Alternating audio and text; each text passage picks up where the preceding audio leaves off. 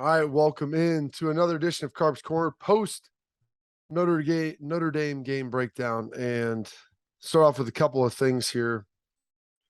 So we get into this. Number one, the environment was electric.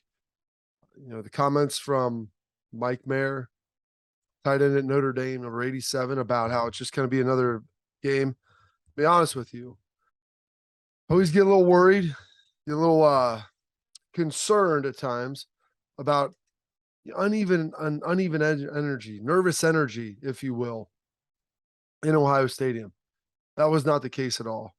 It was loud. It was a raucous environment. I'm going to tell you this, the defense fed off of that, and that was a big part of the defensive performance on Saturday night. Getting down there, unbelievable experience, just as you would always expect. Cell phones rendered useless by 5 o'clock. 200,000 people plus probably packed down there. The game day experience earlier on in the day, and it lived up to everything. And everybody was in their seats for the start of the game and the start of kick. And it was awesome. You had the great tailgates going on, a lot of fun environment. It was drizzly and sprinkling throughout the day. You're going to have that from time to time, but it wasn't too much, and it didn't damper any of the tailgating expectations. So that was big, and that was awesome. Really, really enjoyed that. Get down in the stadium, unbelievable with you got the flyover, paratroopers coming in, doing a heck of a job with that. I mean, I felt like I was at the stinking Super Bowl.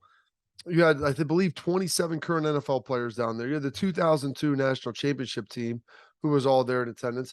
LeBron James, Bronny's there, Jason Tatum, Andre Iguodala. I mean, there are stars all over the place as far as recruiting and everything else that's going on and going into that. I don't think you could have had a bigger environment. And for the game, the weather was absolutely perfect. And the stadium was packed, and it was loud, folks. The stadium was loud. I didn't think you could get over 105,000 people into that place anymore since they took some of the seats out and moved some things around. But it was bursting at the seams to full capacity. It doesn't get any better than that. And it was unbelievable. And you could see and you could feel that energy, and it was flowing through the defense. And we'll start with that when we start talking about the game. With what the defense was able to put out there, 10 points in the first half, a little high. Get worried, miss an opening tackle, 50 yards down the sideline. Here's what the defense did, though. They responded. They responded in a big way. Hold them to a field goal that first drive, which helps set the tone for the game. After giving up a big play on a nondescript missed tackle. Good news is tackling was really good for the Buckeyes throughout the night. And I don't have numbers for it, but as I watched the game, I didn't see many missed tackles. And when you did miss one, there was such great speed to the football that it almost didn't make much of a difference. But you look at that first series, big play, then Mike Hall gets in the backfield and absolutely wrecks things. Number 51, folks, if you haven't seen Mike Hall and you didn't watch the game, if you're unaware of what's going on, he was the guy that was living in the backfield. Sophomore, really good, incredibly explosive, could not be blocked. First series was unreal and was a problem all night. But the first series, he was living in the backfield of Notre Dame. Couldn't run the ball. So I checked some of my notes here on some of the things, that happened, get rolling there. And one of the great things, too, I believe on that opening drive, Mike gets pressure on the third down, and you see Buckner start to spill out of the pocket. And then you see Steele Chambers, like a missile, shot out of a cannon, use that speed, use that athleticism, and take him down and hold him to a field goal. It's great. Offense was slow to get going. Couldn't really get established. You didn't really feel like they fully had that rhythm till the second half. And that was part of design. And we'll get to the Notre Dame side of it in a second, but still stay with the defense. Mike Hall played great. 2 linebackers, Steele Chambers, really well, played really well. Rotated with Cody Simon, who also got in there, made some good plays, did some good things. So they kind of rotated 3 over 2 spots. And then Tommy Eichenberg. I think he had 8 or 9 tackles, 3 TFLs, 2 sacks. I haven't seen a performance like that at linebacker in a number of years. And it was refreshing to see that. And not only him play well, but Steele and all of those guys play well together in concert. Lathan Ransom comes in, great tackler, great tackler. And you could see them drive on the football and make sure that they were doing a great job and there wasn't much space to be able to run with it. And so defensively, we'll take a look at some of the things they did in the first half to second half. But some of the other players, I mean, you saw corners play great, didn't really test guys on the outside. Did the one remarkable catch by 29 on Denzel Burke. Cam Brown, I thought, played pretty well. Mayer had the one catch on him, ran out, fumbled it later. I thought those guys played well. Hickman did a good job. Tanner McAllister, good job. Defensive line, you felt like you were dominating the game up front for the most part, and especially in the second half. And so here's some of the numbers in the second half. First half to second half. First half, Ohio State defense gave up 10 points, 181 yards, 6.5 yards per play. Second half, Ohio State defense, 0 points, 72 yards, 3.6 yards per play. Literally cut everything in half. And that's Jim Knowles, it's Tim Walton, Perry Eliano, Larry Johnson, those guys getting in the lab, getting in there, realizing what they're doing, communicating with their players, and be able to go out there and get stops. Being able to go out there and have that success in the second half. And that's where those adjustments were made. And that is the hallmark of a great coach. Now I'll throw this up here because this is one thing I love about Jim Knowles. What I tell the defense on game day is that all mistakes are on me. During the week, I make sure they know about all their mistakes. Boy, does he. I'm hard on them. But on game day, all the mistakes are on me because if they aren't ready, that's my fault. And so that's how Jim Knowles attacks this. He is relentless during the week. Him, Perry, Tim on the back seven, they are on those guys for their fits. They are relentless with everything that they're doing. And you do that to make sure the guys are ready to go. And on Saturday, on game day, they're not big yellers. They get guys going, but you don't want to feel like your coach is breathing down your neck. And that's one of the worst feelings that you can potentially have in all of football. All of sport is your coach is going to micromanage. You go over this stuff all the time during the week, and then they're going to sit here and just pound you and during the game. Well, Luke Fickle tell me this. We'll coach it on Sunday. We'll yell at you then. We're going to get it fixed now. Me yelling about the problem isn't going to solve it unless it's an effort thing. If that's the case, GTFO, you're done. And so that's one of the things that Knowles is all about. Big time deal. And those guys played hard. They played really hard for him. It was incredibly impressive what they were ultimately able to do. I haven't seen a Buckeye defense, like I said, play that well in probably 4 or 5 years. I gave Tommy and Steele hugs, man. I'm like, that made me proud to be an Ohio State linebacker, to watch the way those guys played. Tommy, Steele, and Cody, unreal job. The speed at which they play, the way they choreographed what they were doing, disguised, moved in and out, the way they tackled, the way they ran the football, the way they were leaders out there. That's what Ohio State Silver Bullet football is all about. And they did a great job of it. Like I said, it's just one game, so I don't get too high on it. Some other key stats. We'll throw this up here. Allowed 1.2 yards before contact per rush. That's the fourth lowest rate for them since 2021. Started 2021. So 2 years. That means they're getting penetration. They're getting a push. Contacted the ball carrier at or behind the line of scrimmage on 63% of the carries. Second highest rate since the start of last season, 2021. Means you're getting in the backfield. The D-line is doing their jobs. Linebackers are filling quick. That's big. Allowed 3 receptions of 10-plus yards. Only were able to do that against Rutgers and Indiana with 2. So explosive gains. They didn't give it. They had the handful of them. One was the missed tackle. They had one to mare up the seam and then one on the side with the tipped ball. Like, it was really, really good. They tackled well. They covered well in the back end. And then obviously Mike Hall Jr., 3 QB pressures, 2 QB hits, 1 sack, 2 tackles for loss. My goodness, I don't know if you could put together something much better than this. And this is what Notre Dame did to them. As I sit here and look through some of my notes, they used 2 tight ends a ton, primary personnel group. They would flex them out. They'd motion them in. You'd see them. They put them together as a wing. And in doing that gives the defensive backs, the linebackers, and the D-line a lot of looks. It's a lot of things you have to prepare for. And they were really on point with it. Notre Dame was trying to stretch them out to create those lanes, create wide surfaces. Like I said, 2 tight ends to one side, making it tough. But Ohio State did a great job of locking on their fits, their run fits. They ran through well. They did what they needed to do. Their tackling was good. They said Denzel Burke, the one catch, like, oh, you're not going to do anything against that. That's fine. I thought, JT Tuimoloau didn't have a ton of hallmark plays. He missed the one tackle on Buckner on a scramble. That's tough, though, for a DN and a quarterback in open space like that. But I thought him and Sawyer played really well. Thought they got good pressure.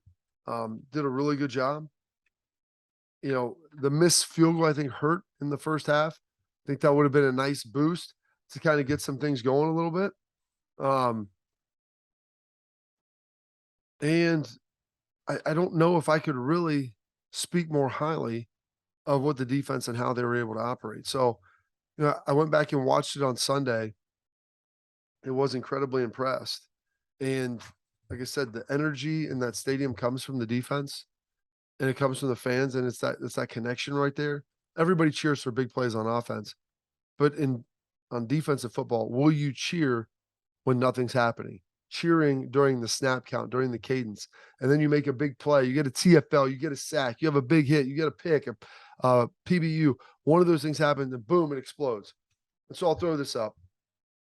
Me and Jerry Birmingham, who I love, put this together.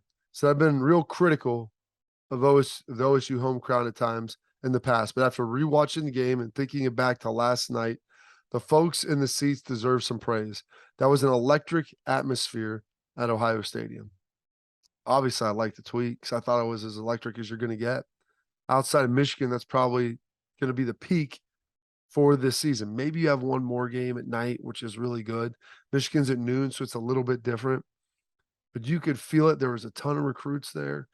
And folks, don't think that doesn't make a difference.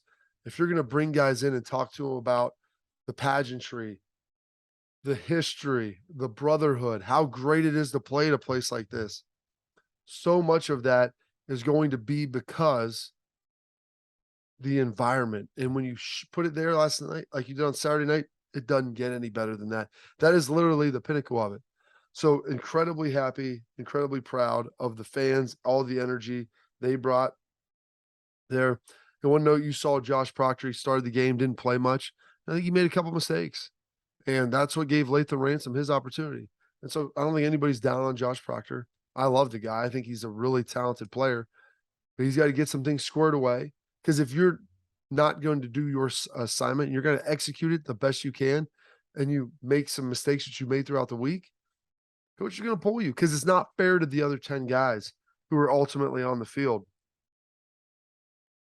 Before we want to get to the offense, I want to give Marcus Freeman a lot of credit. This was an old school slugfest. Marcus Freeman basically was Jim Tressel reincarnate on the sideline over there. He wanted to slow the game down, limit possessions. You heard Ryan Day talk about it.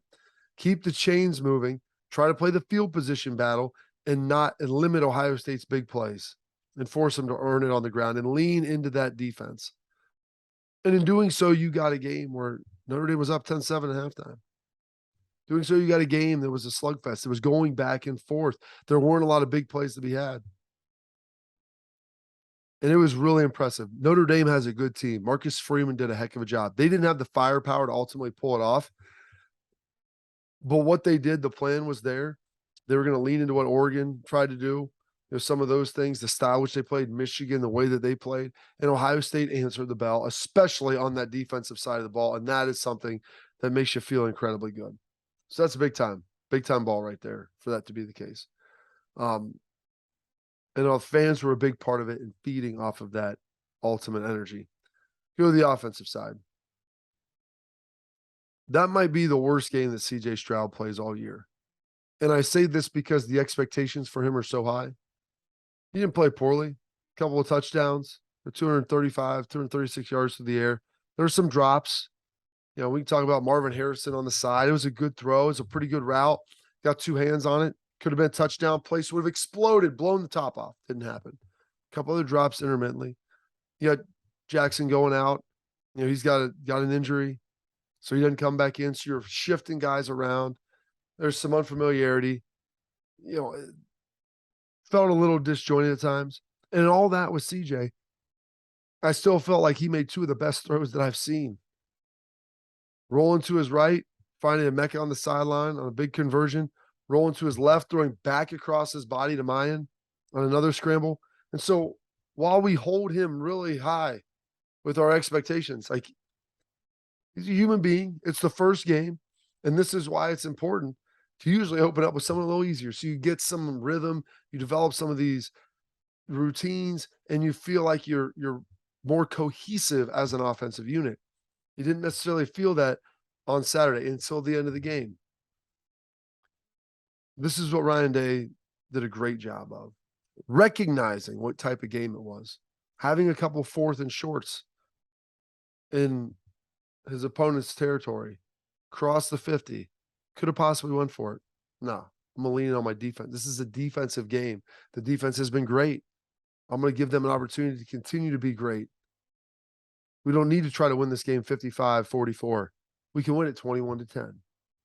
And we can go and get points on offense. And then we can start to grind. And you saw what happened in the second half. He started sticking with things. Notre Dame never brought a lot of pressure on first down before. And so when you see that, you want to try to usually throw on first down, take some shots, play action things.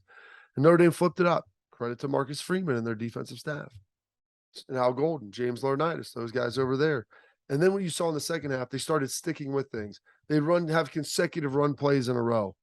Have one run, okay. Now we're going to run it again. We're going to lean into, and those second runs started to pop 5, 6, 7, 8 yards. Both Travion and Miyan Williams, both of those guys started leaning in on him. And if they would have had another drive or two, Notre Dame, they were about to crack on defense. They were starting to get tired. They were getting worn down, and they didn't necessarily have the juice left to be able to get those stops. And that's what you have to do. And Ryan realized that. Stick with it. Stick with it. And every game isn't going to be a game where you put up 45 points. I know CJ would have loved to have gone out there, throw for 4 touchdowns, 330 yards, and had a heck of a day and been on, the Heisman front watch list because of that. But the reality is winning is what matters. He played well enough to win. He's got some things he's got to clean up. A lot of people were getting on CJ about running. I would only say there was maybe one time, maybe two, where he could have pulled it down and taken off and really done some damage. And this is when, and he's learning, I've watched him do this, is when you're seeing man coverage and the middle voids out and you can climb the pocket and go get 10 yards and slide it out, go do it. It's the only thing. You watch Tom Brady do it, Aaron Rodgers, guys who aren't even runners. Well, Aaron is, Tom isn't. But when they see man coverage, all their backs go and they chase all the crossers. There's no one in the low hole to spy the quarterback, keep eyes back.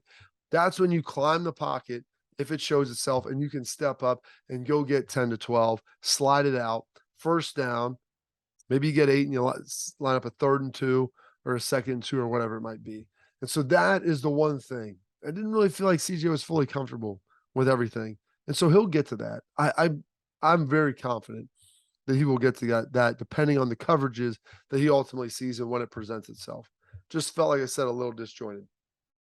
Xavier Johnson, number 10. One of my players of the game, dude. Did a great job. Mike Hall, Tommy Eichenberg, Xavier Johnson. I might even throw Paris Johnson in there. Paris Johnson did a great job on the edge. Fosdick, so throw him in there. Cade Stover played pretty well, maybe not quite to that level, but did a good job in the run game, caught a couple balls. But Xavier Johnson, dude who's a walk-on, earned a scholarship, grinding. No, most people, they're talking about the big names, Jackson Smith and Jigba, Marvin Harrison Jr., Emeka Egbuka, Julian Fleming. And all of a sudden, the guy you get in there is a walk-on. You put him in the slot. All he does is catch the go-ahead touchdown pass, flip around, hop back on kickoff, because that's what he always done. That's how he earned his stripes. Run down there and go make a tackle inside the 15-yard line. That's a hell of a job. It's a great team player. Those are the guys that you ultimately need to have out there to be able to have success. So offensively, They'll continue to get better with sticking with the run. They protected all right. Offensive line made some strides. You saw early on, one of the guards, I think it was Jackson, got beat on that first sack. Trey's coming over to pick up a pressure on a cross on a wrapper with the linebacker. He doesn't really get there. CJ gets kind of sandwiched. I mean, those things are going to happen occasionally, but they didn't really happen all that often. In the second half, you felt like the offensive line really developed a rhythm, and they were really starting to get after it and doing a much, much better job with everything that they had done. So kudos to them on that. Some other notes. Oh, goodness. From what I saw, felt like tempo kind of helped out. The drive, they missed a field goal, but you felt like tempo got them down there, got some things going, put them in a good stuff, got them in a good spot, started running the ball a lot more in the second half, still struggled a little bit with it coming out of the gate. And that was surprising, not scoring on the opening drive of the second half. Ryan usually does a great job of making the corrections and calling and dialing it up really, really well to start the second half. A little bit surprised that ultimately didn't happen. I mentioned Notre Dame bringing a lot of the pressure on first down, with it. And like I said, CJ is, quote, inaccurate as he was. It wasn't a typical CJ game. 2 of his scrambles, he threw 2 of the best balls, that I had ever seen. So that was absolutely fantastic. And the Buckeyes win 21-10 against the 5th-ranked team in the country. And Ryan Day afterwards, he's not going to apologize for winning, and he shouldn't. He shouldn't. Ryan did a heck of a job. They beat it, the number 5th-ranked team in the country, by 11 points at home, and they were down at half. They rallied up, and they could have probably put another touchdown on them should they have handled that punt cleanly and been in a better field position on that final drive. Like I said, they were starting to crack. A little bit more talk now. The 2002 reunion, great, fun weekend. Got a chance to see a lot of guys. Many of them came back. Really good time. Events were put on really well. Land Grant had an awesome one that we had down there on Friday night. Had a brunch over at the Blackwell where Jim Tressel spoke, and you can see I got almost all of his speech in one of the previous episodes I posted on Carps Corner there.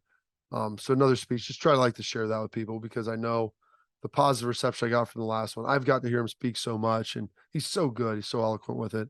But getting down on the field, being down there with the guys, getting recognized, watching Tress have his shoulders popped up, on guys' shoulders, and tailgating before, having some drinks, seeing guys' kids, guys coming in from all across the country and saying, you know what, we probably need to do this more, like every 5 years, even if it's not formally recognized, have a tailgate, get together, have some drinks and enjoy life.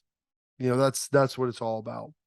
So pretty lucky for everything that we had. Got a big victory, got a great night for the game.